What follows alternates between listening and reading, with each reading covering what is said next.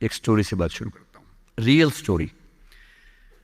Story से इसलिए कि स्टोरी से बात समझ में ज़्यादा आती है। और एज ए पेरेंट, मेरा एक बेटा है 17 का होने वाला है, नहीं होने वाला नहीं, हो गया है, 3 दिन पहले हो गया है, अब ये भी हुआ है। तो 17 की उम्र आप जानते हैं सबसे खतरनाक होती है। आप लोग भी लगभग उसके आसपास होंगे या अभी उससे निकले होंगे। Most difficult age is just 16, 18, 19। इस उम्र में आपके हार्मोन्स इतना ज़्यादा जंप करते हैं कि मूड स्विंग्स बहुत ज़्यादा होते हैं। आपको अपने दोस्तों से बात करके इतना सुकून मिलता है। पेरेंट्स दुश्मन नज़र आते हैं इस उम्र में। पेरेंट्स कोई अच्छी बात भी कहें तो लगता है कि ये क्यों मनहूस लोग हमारे घर में रहते हैं, क्यों ऐसी खराब खराब बात बोलते हैं। They don't understand, they are outdated people, ऐसा मन में भाव आता है। सबको आता है। आपको आ रहा है तो पहली बार नहीं आ रहा है, आज से 30 साल के बाद आपके बच्चों को भी आएगा आपके बारे में। एकदम उतनी ही इंटेंसिटी से आएगा जितना आपको आता है। जितना आपको लगता है कि आपके पेरेंट्स बिल्कुल नहीं समझते, आपके बच्चे आपके बारे में यही सोचेंगे 30 साल बाद। ये एकदम इटर्नल ट्रुथ है जिसको आप रोक नहीं पाएंगे। So this is a normal thing. आप लोगों की एज में जो सबसे बड़ी चिंता मुझे होती है, जैसे मैं अपने बेटे से बात करता हूँ तो मैं तो एक बहुत ही खराब पेरेंट हूँ। खराब पेरेंट का मतलब मैं कभी कहता ही नहीं कि पढ़ो, कभी कहता ही नहीं कि टॉप करो, मैं कभी नहीं कहता। मैं सिर्फ ये कहता हूँ कि बेटा हर साल एक क्लास पास करते रहो, काफ़ी है। बस इतनी साउंड प्रिपरेशन मत करना कि मैं 8वीं क्लास 2 बार में करूँगा, ऐसा मत करना, एक ही बार में कर लो। और मैं कभी परसेंटेज पूछूंगा नहीं आपसे, मैं पूछता भी नहीं, हालांकि वो बता देता है, लेकिन मुझे उसमें इंटरेस्ट है नहीं। वट एवर परसेंटेज ही गेट्स।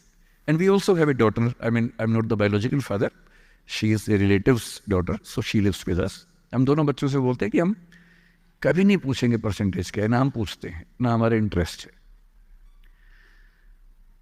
हमारा इंटरेस्ट केवल इस बात में है कि वो बेहतर ह्यूमन बींग्स बन जाए, क्योंकि मैंने ज़िंदगी को बहुत अच्छे से देखा है।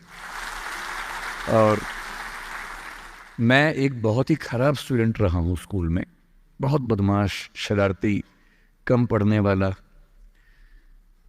पर दिमाग इतना था कि 10 दिन 20 दिन पढ़ के अच्छे नंबर आ ही जाते थे। तो मेरा दिमाग कहता था कि जो काम 10 दिन का उसके लिए साल क्यों खराब करूं। तो जब 10 दिन में हो ही जाता है तो 10 दिन खराब करेंगे उसमें। और दूसरी बात, ओवर द ईयर्स मैंने ये सीखी है कि जो मैंने स्कूल में पढ़ा था उसमें से बहुत कम जिंदगी में काम आता है। मैंने ट्रिगोनोमेट्री पढ़ी, मेरी ज़िंदगी में कभी काम नहीं आई। मैं कभी थीटा वीटा लगा ही नहीं पाता कहीं पर भी, आज तक यूज़ नहीं किया मैंने थीटा, कहाँ थी यूज़ करूँ, काम में नहीं आया। मैंने दुनिया भर के नक्शे रटे थे स्कूल में, कहीं काम नहीं आए। जब किसी देश में घूमने जाता हूँ वहाँ का नक्शा देख लेता हूँ और बचपन वाला याद भी नहीं आता, फिर से देखना पड़ता है। सीधी सी बात है। तो मैंने फील किया कि ज़्यादातर चीज़ें जो स्कूल में हम पढ़ते हैं, कॉलेज में पढ़ते हैं, वो जो नॉलेज है वो ज़िंदगी में बहुत काम नहीं आती। जो काम आता है वो और चीज़ें, मैं उस पर ज़्यादा बात करूँगा आपसे। लेकिन मेरी चिंता एज ए पेरेंट, और क्योंकि आप बच्चे उसी उम्र में हैं, मैं लगभग 50 साल का हूँ, तो आप मेरे लिए लगभग उसी रोल में हैं कि आप मेरे बच्चे जैसे हैं।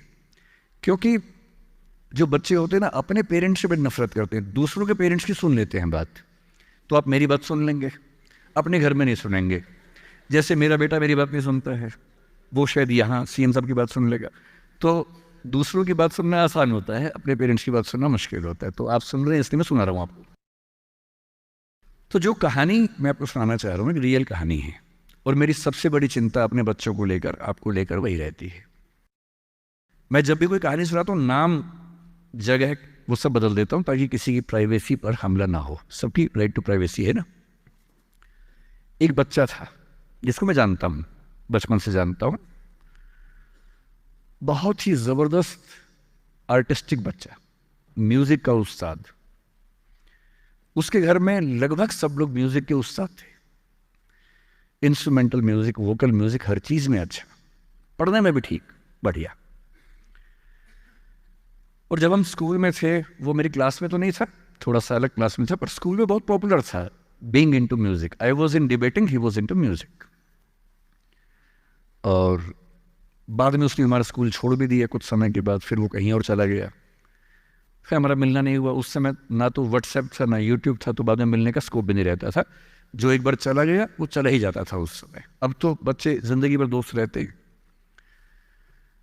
फिर जब मैं दिल्ली यूनिवर्सिटी में आ गया, ग्रेजुएशन कर चुका था, उसके बाद अचानक मुझे एक बचपन का दोस्त मिला जिसने मुझे एक इंटरेस्टिंग क्या डिवास्टेटिंग बात बताई। तो बात चल रही थी कि स्कूल के दोस्त कहाँ कहाँ हैं, क्या कर रहे हैं। तो बातों बातों में उसका जिक्र भी आया। तो मैंने बड़ी उम्मीद से पूछा, मैंने कहा वो तो बॉम्बे चला गया होगा, फिल्म इंडस्ट्री में चला गया होगा। तो मेरे दोस्त ने पूछा कि तुम्हें नहीं पता उसके बारे में? मैंने कहा नहीं। उसने कहा यार वो जेल में है,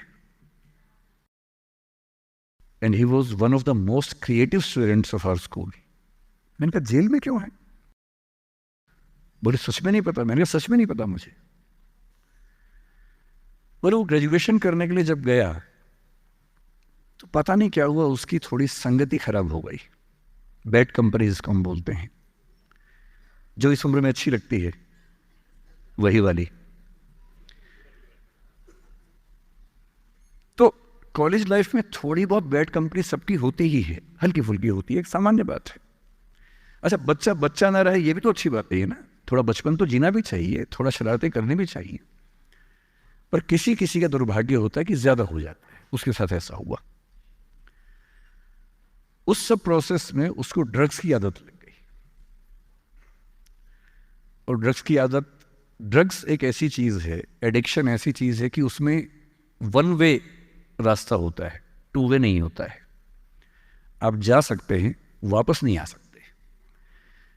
मतलब 1000 लोग जाएंगे तो उनमें से एक आध वापस आएगा, वो भी इतने मुश्किलों से जो ऑलमोस्ट इम्पॉसिबल है। I have seen many such cases. Social welfare department से मेरे कई दोस्त ऑफिसर्स हैं, तो मैं उनसे जब पूछता हूँ बताते हैं, मैंने ऐसे लोगों को देखा है 10-10 साल से स्ट्रगल कर रहे हैं एडिक्शन से बाहर आने के, नहीं आ पा रहे, खत्म हो गए हैं। उस बच्चे को ड्रग्स की आदत पड़ गई कॉलेज में जाके, पेरेंट्स को पता ही नहीं था। तो जब पेरेंट्स को भनक लगी तो उसको दबाव बनाया कि तुम घर आ जाओ। अब वो जिस कंपनी में था, दोस्तों वाली कंपनी में, वहाँ अब ड्रग्स बहुत महंगे होते थे, पैसे घर से बहुत कम आते थे, जितने पैसे एक मिडिल क्लास फैमिली दे सकती है। अब वो घर से ज़्यादा पैसे मांगने लगा, पैसे मिलते नहीं थे।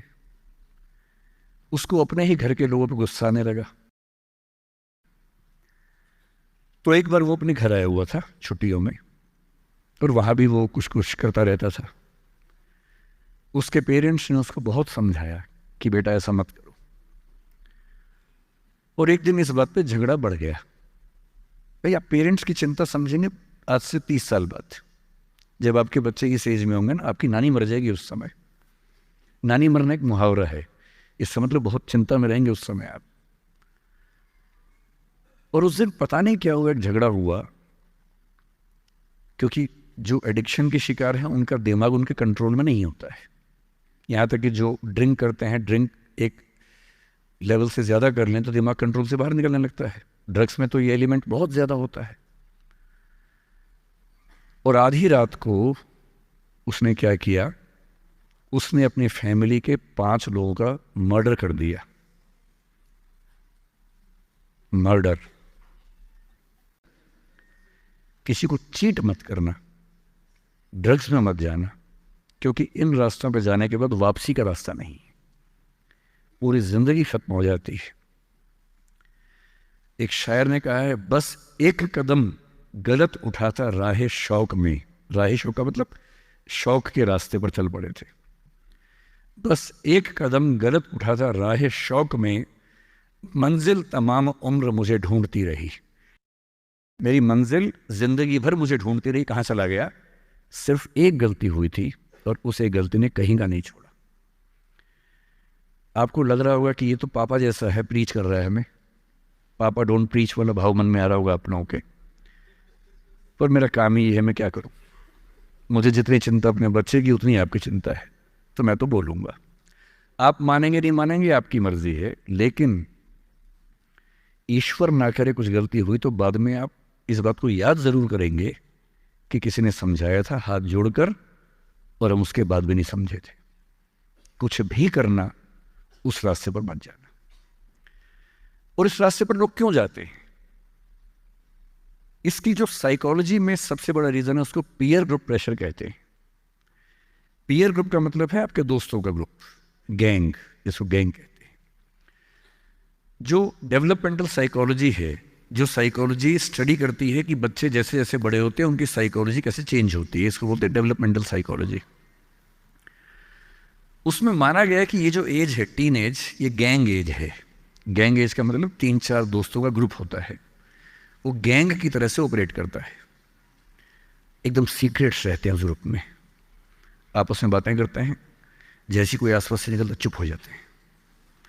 उनको लगता है कि उनके पास कुछ सीक्रेट इन्फॉर्मेशन दुनिया की ऐसी है जो मोसाद और रॉ और इन्हीं सब के पास होती है, किसी के पास नहीं होती। जबकि वो जो बात कर रहे होते हैं उनके पेरेंट्स वो बात 30 साल पहले कर चुके हैं। वो ऐसी कोई बात नहीं कर रहे जो उनके पेरेंट्स को नहीं पता, वो सब बातें करके ही बड़े हुए हैं। पेरेंट्स भी तो बने ही है ना भाई, ऐसा थोड़ा ना, उन्होंने तो जिंदगी देखी है। पर उनको लगता है कि वो कुछ खास ऐसा जानते हैं। एक दूसरे पर ऐसा भरोसा, पेरेंट्स पर ऐसा अविश्वास, ऐसा उनको खारिज करने की टेंडेंसी, नॉर्मल बात है, कोई खास बात नहीं है, इस उम्र में सामान्य बात है। पर डेवलपमेंटल साइकोलॉजी जब हम पढ़ते हैं तो उसमें कहते हैं कि जो बच्चा होता है 1-2 साल तक का, उस पर सबसे ज़्यादा असर उसकी माँ का होता है, क्योंकि माँ उसके लिए पूरा संसार है। उस बच्चे की 2 ही ज़रूरतें हैं कि जब वो गीला हो तो वो पहुँच दे, जब भूख लगे कुछ खाना खिला दे। शुरू के 6 महीने इन दोनों ज़रूरतों को जनरली उसकी माँ ही पूरा करती है।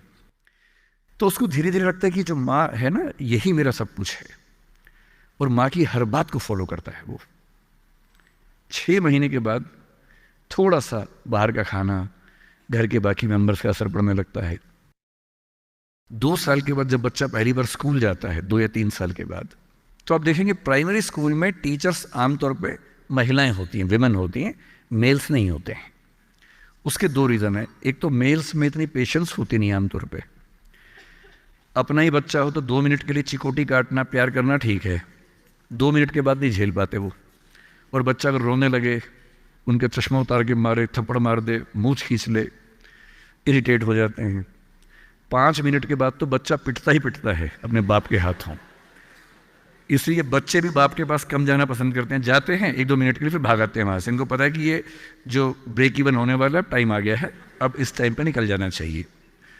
मदर्स में बायोलॉजिकली भी और कल्चरली, सोशली भी ये वैल्यू ज़्यादा डेवलप हो जाती है कि वो झेल लेती हैं उस बच्चे की परेशानियों को। बच्चे बहुत परेशान करते हैं। अगर आप मुझसे पूछें इस दुनिया में सबसे मुश्किल काम क्या है, सबसे मुश्किल है बच्चे को पालना। इससे मुश्किल कोई काम नहीं है। छठी का दूध याद दिला देते हैं बच्चे। बच्चे को पालने से मुश्किल दुनिया का कोई काम नहीं है, और वो काम जनरली हमारे घरों में मदर्स करती है, जिनका इतिहास में नाम नहीं लिखा जाता, जबकि सबसे महत्वपूर्ण काम घर के अंदर वो कर रही हैं। इस बात की बहुत वैल्यू है।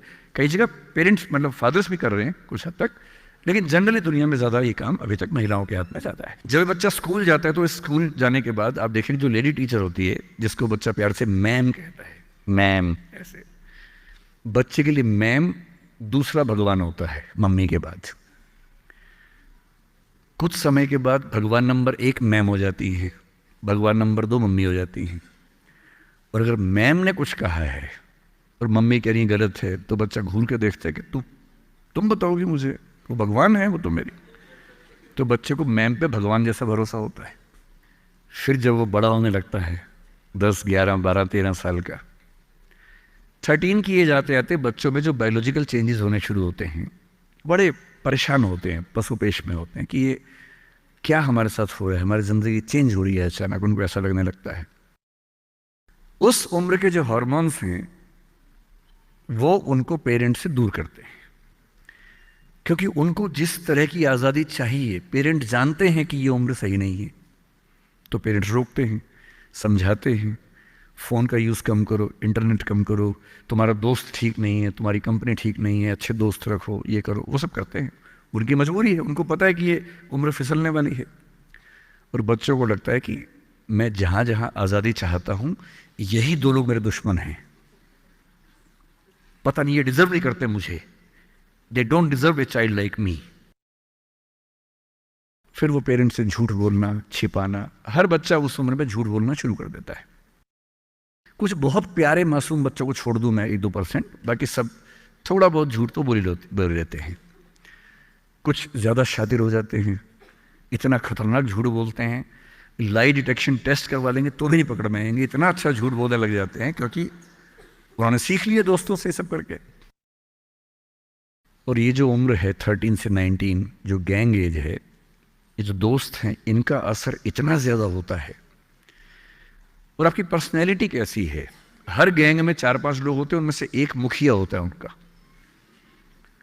गैंग का नेता होता है, जो थोड़ा सा एग्रेसिव है, डोमिनेटिंग है, असर्टिव है, वो फैसले करता है सबके लिए। आपने डिसीजन मेकिंग का सवाल पूछा, इसी पे सो समझेंगे। उसने कहा कि चलो सब फिल्म देख के आएंगे, तो बाकी 4 फॉलोवर्स होते हैं, वो चलते हैं, जी जी चलो चलो चलो चलो चलो। इन सबका सेल्फ रिस्पेक्ट का लेवल अलग अलग है। जो नेता है उसमें सेल्फ रिस्पेक्ट बहुत ज्यादा है, इतनी ज्यादा है कि वो दूसरों की सेल्फ रिस्पेक्ट की धज्जियां उड़ा देता है। वो ये मान के चलता है कि मैं राजा हूं, जो मैं कहूंगा वही होगा। और जो बाकी 4 भेड़ बकरियां हैं, जिनमें कॉन्फिडेंस की कमी है, असर्टिव नहीं है, सबमिसिव हैं, दब्बू हैं, डरपोक हैं, वो बेचारे उसकी बात को फॉलो करते हैं। और ये जो 4 है ना, इन पे खतरा बहुत ज़्यादा है, क्योंकि जो नेता है वो पहले से बिगड़ा हुआ है, वो हैबिचुअल है कई चीज़ों का, और वो इन 4 को बोलता है आज हम सब ड्रग्स ट्राई करेंगे। पूछ नहीं रहा है, बता रहा है। अब इन 4 में से एक के मन में है कि ना करूं, मम्मी ने उसको 1000 बार समझाया कि बेटा ये मत करना, वो बेचारा बोल ही नहीं पा रहा, घबराहट हो रही है उसको। बड़ी मुश्किल से मिमियाते हुए एक वाक्य उसने बोला, मिमियाना मतलब बिल्ली की तरह से बोलना, कैट की तरह से बोलना। उसने कहा यार मम्मी ने कहा था ठीक नहीं होता है। अब उसके बाद जोर से ठाका मार गया, ये देखो मम्मी का बच्चा, ये देखो मम्मी का बच्चा, इसको दुद्धू पिलाओ इसको, बच्चा है, ये तो बड़ा ही नहीं हुआ, ये तो मर्द ही नहीं बना अब तक। हम तो मर्द हैं, हम तो बड़े हैं, हम तो ग्रोन अप हैं। इस बच्चे की सेल्फ एस्टीम, सेल्फ रिस्पेक्ट इतनी कम है कि डर जाएगा, एकदम घबरा जाएगा। 3 लोग बोलेंगे अरे कुछ नहीं होता, अरे कुछ नहीं होता, आजा आजा आजा आजा, अरे कुछ नहीं होता, कर ले ट्राई, हम भी तो कर रहे हैं, कर ले ट्राई। और इसी प्रेशर में ये बच्चा पहली बार ऐसी गलती करेगा। और मैंने पहले ही कहा कि रास्ता एक तरफा है, वापसी का रास्ता नहीं। इस प्रेशर को बोलते हैं पीयर ग्रुप प्रेशर, दोस्तों का प्रेशर। मैं अपने बच्चे को केवल एक बात सिखाता हूं, बाकी पढ़ाई लिखाई तो मुझे पता है जिंदगी में जब कोई करना चाहेगा कर ही लेगा। इंटरनेट की दुनिया में, गूगल की दुनिया में आप क्या, मतलब मैं क्या पढ़ा दूंगा आपको, टीचर क्या पढ़ा लेंगे, सब गूगल पे उपलब्ध है, सब ऑनलाइन अवेलेबल है। जो टीचर बनना चाह रहे हैं समझ लें, अब टीचर का काम नॉलेज देना नहीं है, नॉलेज आपसे ज्यादा, आपसे बेहतर गूगल पे है। अब आपका काम उससे ज्यादा बड़ा है। क्या है अभी डिस्कस करेंगे। मैं केवल एक बात पे फोकस करता हूं कि मेरे बच्चे या आप लोग पीयर ग्रुप प्रेशर से बच सके। मैं खुद बचा था, अच्छे से बचा था, मेरे पेरेंट्स की भूमिका थी। मैं जिस हॉस्टल में रहा उस हॉस्टल में लगभग सब ड्रिंक करते थे कॉलेज के दिनों में, मैं नहीं करता था। मुझे कभी ज़रूरत ही नहीं लगी उस चीज़ की, तो नहीं लगी तो नहीं किया। अच्छी बात सिर्फ इतनी है, मैं ये नहीं कह रहा कि ड्रिंक करना अच्छी बात है कि बुरी बात है, वो तो इंडिविजुअल फैसला हर किसी का है, लेकिन मैच्योर होने के बाद, बचपन में नहीं। मैं सिर्फ ये कहना चाह रहा हूं कि अगर 4 लोग मुझ पर दबाव डालें और मैं उनके दबाव में आ जाऊं, ये ठीक नहीं। मुझे ध्यान है कि हमारे हॉस्टल की नाइट्स चलती थी, फ्राइडे की रात है, वार्डन साहब छुट्टी पे हैं, 10-12 लोग एक कमरे में बैठे हैं, शराब की बोतल खोल ली है या बियर जो भी है, सबका मन है पीने का। वो मतलब एडल्ट्स हैं, 18+ के थे, वो शायद लीगली अलाउड होगा उनके लिए, मुझे नहीं पता। और जो लोग नहीं पीना चाहते उनको दबाव बना रहे हैं कि आ पी के दिखा, तू मर्द है तो पी के दिखा, बड़ा हो गया तो पी के दिखा। जब भी कोई ऐसा दबाव बनाए ना, इतना भी दबाव में नहीं आना है। जैसे कोई बोले बड़ा है तो पी के दिखा, आपको बोलना है मैं इसको पिए बिना ही बड़ा हूं। मर्द है तो पी के दिखा, मैं इसको पिए बिना ही मर्द रहता हूं। तुम इसको पी के मर्द बनते हो, हम ऐसे ही मर्द हैं भाई। दोस्त नहीं है क्या हमारा? तो क्या बोलना है, अगर तुम्हारी दोस्ती के लिए मुझे पीनी पड़ेगी शराब, तो मेरी दोस्ती के लिए तुम छोड़ क्यों नहीं सकते? अजीब बात है भाई। दोस्त, क्या मैं ही तुम्हारा दोस्त हूं? तुम मेरे दोस्त नहीं हो? तुम्हारी दोस्ती के लिए मैं ड्रग्स लेना शुरू कर दूं और मेरी दोस्ती के लिए तुम छोड़ नहीं सकते? अगर तुम छोड़ नहीं सकते तो मैं ले नहीं सकता। और दोस्ती अपनी जगह है, हमेशा ध्यान रखना। भूल के भी कभी कोई ऐसी डिमांड मत करना जो दोस्ती की हदों से ज़्यादा जाती हो। मैं साफ कह रहा हूं, मैं ड्रग्स के रास्ते पर नहीं जाऊंगा, ये काम मैं नहीं करूंगा। मुझसे दोस्ती रखनी है, इन शर्तों के साथ रखो। मैं किसी दबाव में ना आया हूं ना आऊंगा। इसको बोलते हैं असर्टिवनेस। अपनी शर्तों पे जीऊंगा, किसी के दबाव में नहीं जीऊंगा। जो गलत है गलत है, नहीं करना है तो नहीं करना है। एक शायर ने बड़ी अच्छी बात कही इश्क के बारे में, लेकिन यहाँ अप्लाई होती है। उसने कहा, वो नहीं मेरा सही, उससे मोहब्बत है तो है। भाई किसी से मोहब्बत है, नहीं हो पाया मेरा, कोई बात नहीं। वो नहीं मेरा मगर उससे मोहब्बत है तो है। अब ये रस्मों और रिवाजों से बगावत है तो है। अगर मैंने एक सही बात कह दी और वो रस्म रिवाज के खिलाफ है तो है, मैं क्यों डरूंगा? जो मुझे ठीक लगा, अपने ईमान के मुताबिक लगा, मैंने कहा तो मैं करूंगा। तो जो बात मुझे अपनी ओर से शुरुआत में कहनी थी मैंने आपसे कही है। और मेरा ख्याल है कि अगर आप सब बच्चों में से एक बच्चा भी मेरी बात सुन के गलत रास्ते पे जाने से रुक गया तो मेरा सिक्किम आना धन्य हो गया। मैं उसमें बहुत खुश हूँ, उससे ज़्यादा मुझे कोई ज़रूरत नहीं।